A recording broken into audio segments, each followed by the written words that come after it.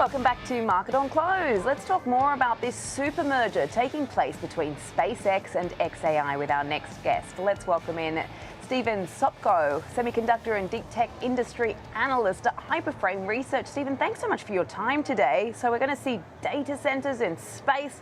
What do you make of this?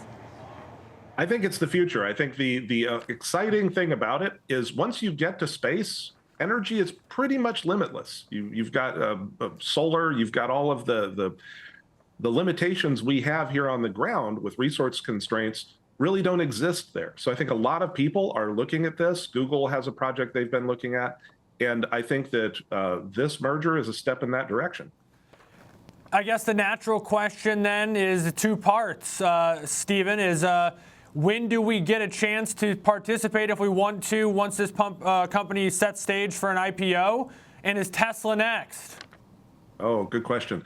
I think that the key is that this is a step in the direction of Musk's vision. And whenever SpaceX does something, they tend to do it vertically integrated. So this is one of those conditions where we know that data centers in space are going to be a thing. SpaceX and the Starlink network already have communications really well understood, and their launch cadence is amazing. So the ability to put significant assets in space isn't really the question. The question is going to be, how do we operationalize it? And by trying to get ahead of this, SpaceX and xAI have a real opportunity to set the stage for that. Yeah, I'm fascinated. Once we get to that stage, and if we do indeed see data centers in space, then, as you say, you've got the energy, but who owns the space? Who owns the energy? I mean, you're not going to have farmers in Michigan pushing back on data centers on their land up there, but I mean, is that going to be the next challenge? I think the scale they're talking about is impressive. One of the things that came out of the discussion was 1 million satellites in this sort of extended orbit. So the point of it is space historically has been governed by treaties. And the big question for me is, how are our international partners going to sort of see this, a private company having that degree of scope? The key, though, is if we don't do it, others will. And I think there's very substantial interest in China at a similar type of approach.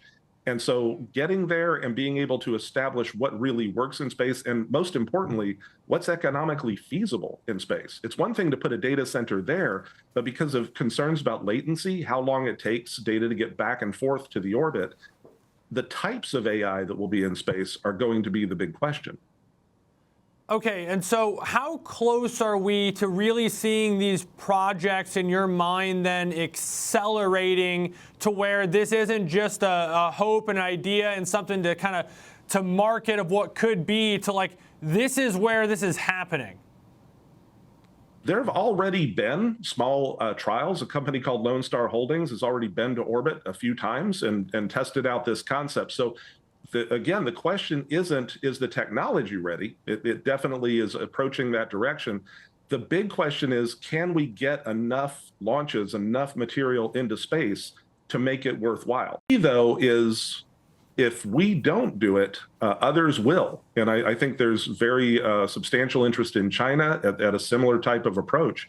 And so getting there and being able to establish what really works in space, and most importantly, what's economically feasible in space. It's one thing to put a data center there, but because of concerns about latency, how long it takes data to get back and forth to the orbit, the types of AI that will be in space are going to be the big question. Okay, and so how close are we to really seeing these projects in your mind then accelerating to where this isn't just a hope, an idea, and something to kind of to market of what could be, to like, this is where this is happening? There have already been small trials. A company called Lone Star Holdings has already been to orbit a few times and tested out this concept. So again, the question isn't, is the technology ready? It definitely is approaching that direction.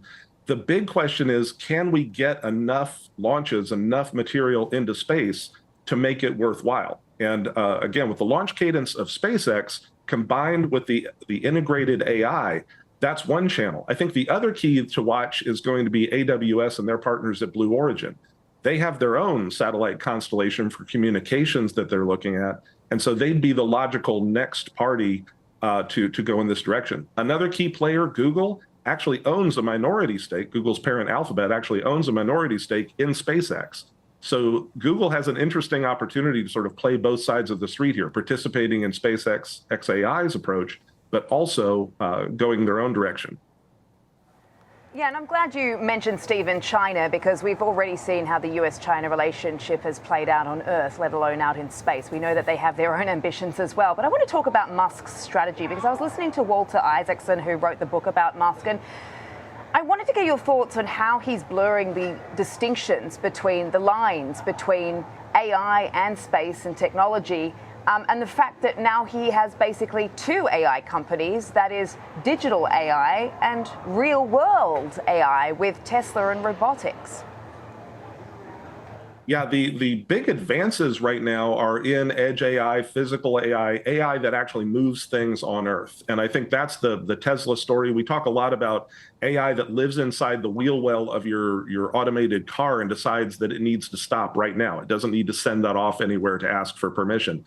That, I think, is the physical AI story, and a lot of people are chasing that very aggressively.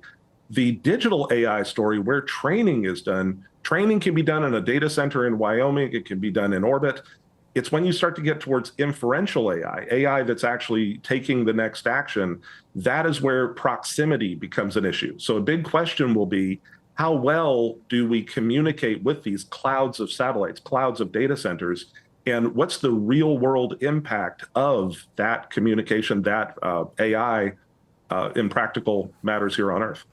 Stephen, I know Bezos is no longer the man at the helm of Amazon, but does this set the stage for some sort of an AWS and Blue Origin marriage as well down the line, or is that too big of a jump here?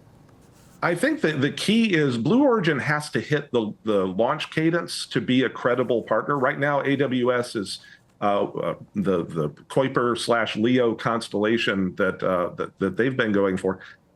That's actually across multiple launch partners, including SpaceX. So I think as you see, Blue Origin and their New Glenn rocket, very large rocket, very powerful, has had a couple of successful launches, and including a successful return from orbit for their first stage. They really do have the opportunity to compete here, but Blue Origin has really got to speed up. And the real world case for AWS is very clear. They see the ability to have data centers in space and have AWS products available for everyone. That's the key. You see a SpaceX approach as a very vertical solution that can be sold to partners. AWS is built on selling to partners from the ground up. So I think that's the thing I'm going to be watching is, can Blue Origin get its cadence up? And then does AWS and their Project Leo actually have the opportunity to create the same sort of success that Starlink has had about communications, and then take their own next step into these data centers?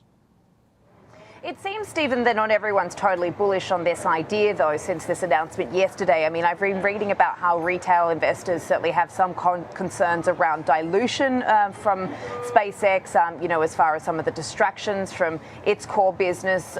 Do you foresee any of that? I think that is a valid concern. I mean, this is, to my mind, the first time an AI company has actually been paired to something other than a software company or a cloud company. So I think there is some concern about focus. The beauty of it is, in a vertical integration model, you do have the ability to drive focus pretty hard. I think that if the regulatory environment frees up and the power is more available for data centers here on Earth, you see competitors like Microsoft and OpenAI looking at small nuclear power plants or other ways to power data centers here on Earth. So I think that while space is exciting, everybody loves to see a launch. I live 20 miles from the pad, so I see it 3 times a week. But I think that it's exciting, but I think the key is going to be a mix of data centers here on Earth, data centers close to the robot or whatever's being controlled, and data centers at a distance, whether that's in space or under the ocean. Exciting times. Stephen, thanks so much for joining us today. Really appreciate the insights and analysis there. Stephen Sopko, Hyperframe Research.